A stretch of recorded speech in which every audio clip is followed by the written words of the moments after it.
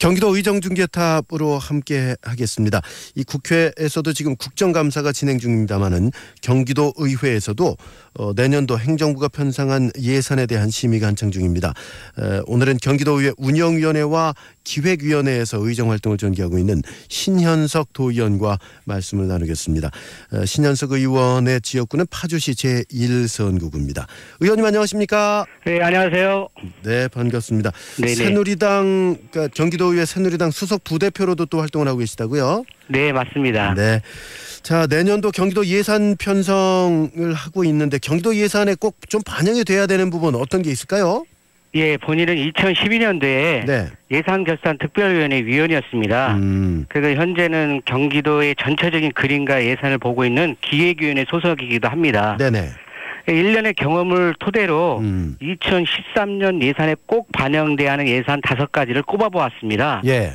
예, 첫째는 경기도 내 수화통역센터장의 인건비는 지원돼야 하고, 둘째는 경기도 장애인 복지 예산의 도비 보조율을 시군 부담 경감을 위해서요. 네. 도비 보조율을 통일 및 상향해야 한다는 것입니다.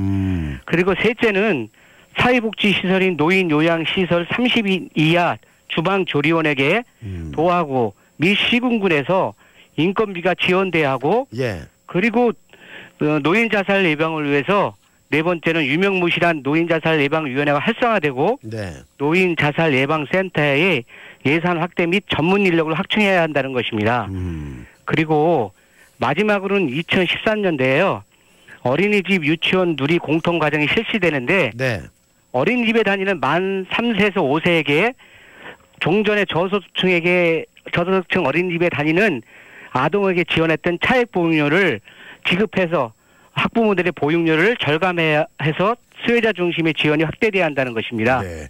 그러니까 내년 경기도 예산에 요 5가지는 꼭 좀 편성이 돼야 되겠다 이런 말씀이신데요. 네네. 하나하나 좀 자세히 살펴보면 좋겠습니다. 이 경기도 내 수화통역센터장의 인건비가 지원이 돼야 된다 이런 말씀이신데 이거 어떤 내용입니까? 예, 경기도 산하에 장애인 지역사회 재활시설인 수화통역센터는 네. 장애인 복지법 제81조 같은 법 시행령 제44조에 의해 운영되어지고 있는 장애인 이용시설입니다. 그러니까 꼭 필수적이라는 얘기죠. 네, 그렇습니다.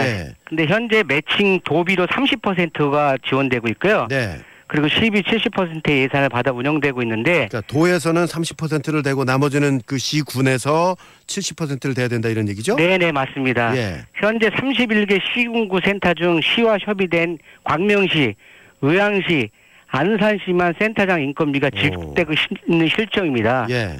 근데 현재 같은 법적 근거로 운영되고 있는 시설인 장애인 심부름센터가 있습니다. 네.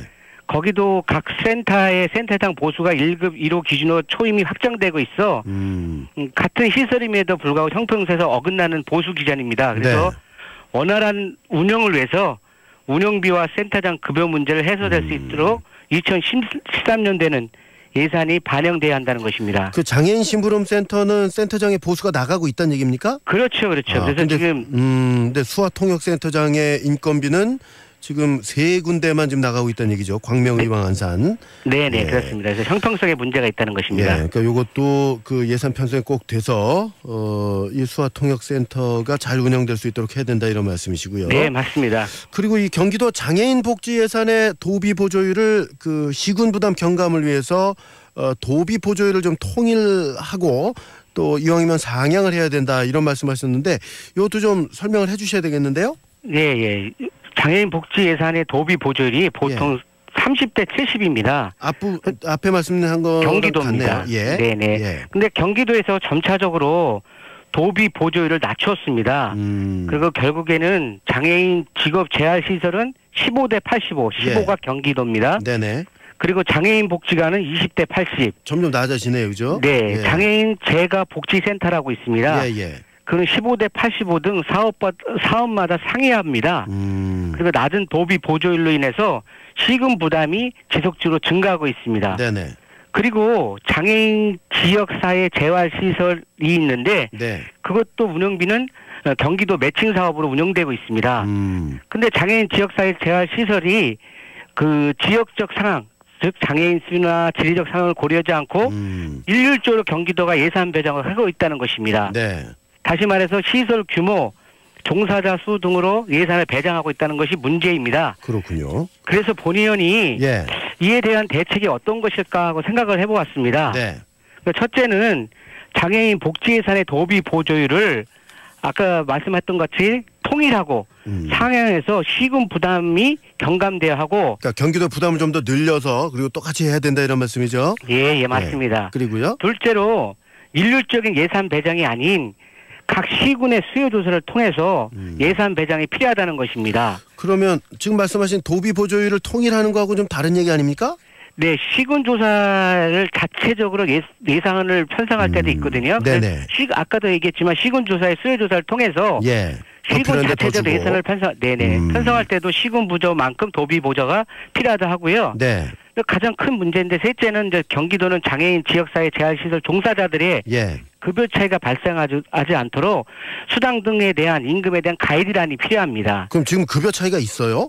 네, 급여 차이가 시군구별로 가이드라인이 없다 보니까 그러면 있습니다. 안 되죠. 예, 가이드라인이 필요하다 이런 말씀이네요.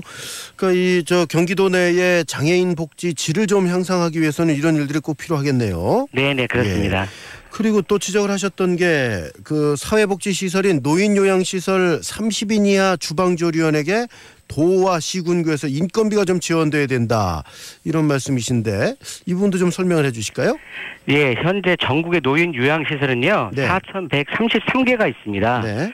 그중에서 국가 및 법인 시설이 1,538개고요. 개인 시설은 2,550개가 있습니다. 네. 개인 시설이 훨씬 많은 실정이죠.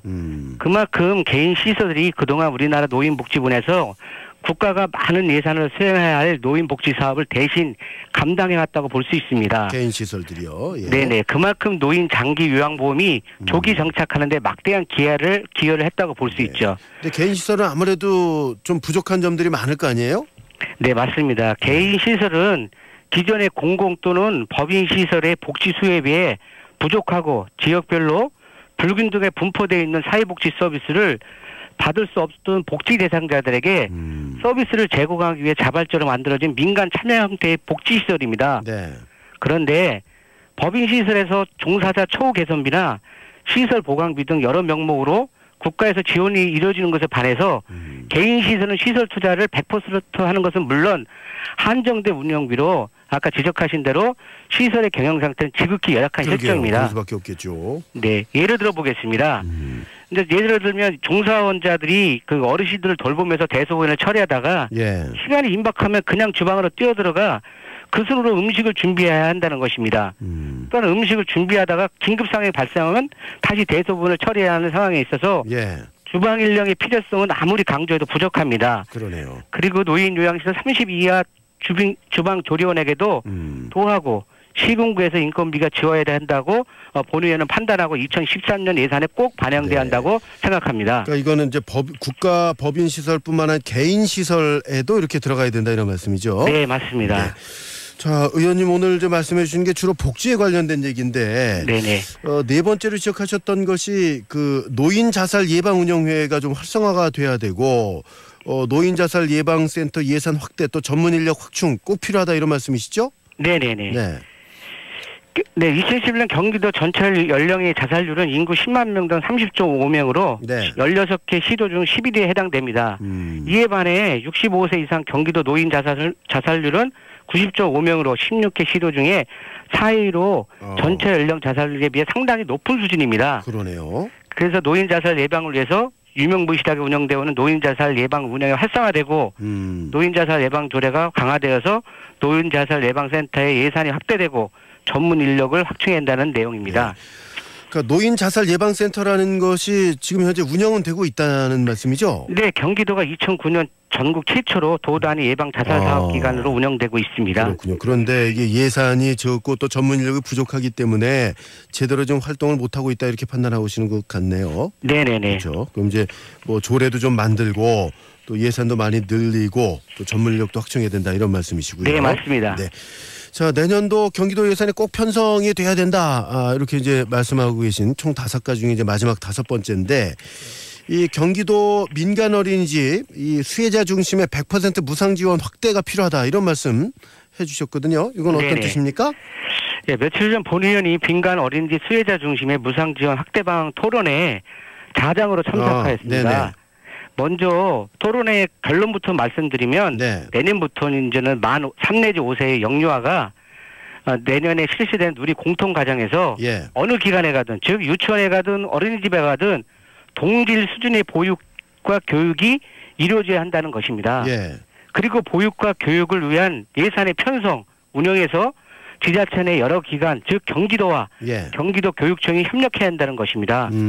그리고 본 의원이 이에 대한 예산의 대안을 한번 생각해 봤습니다. 그러게요. 돈이 어디서 집행이 돼야 될 때가 있어야 될 거 아니에요. 네, 맞습니다. 그래서 어린이집에 다니는 만 3 내지 5세에게 지급하였던 예산이 있습니다. 1인당 만 3세에게는 19만 7천 원을 지급했고요. 4, 5세에게는 1인당 17만 7천 원을 지급하였습니다. 그 예산을 차역보육료로 전환해서 2013년에 지급하면 학부모의 보육비를 절감시킬 것으로 판단됩니다. 금액이 그렇게 전환하면 된다는 말씀이시네요. 네.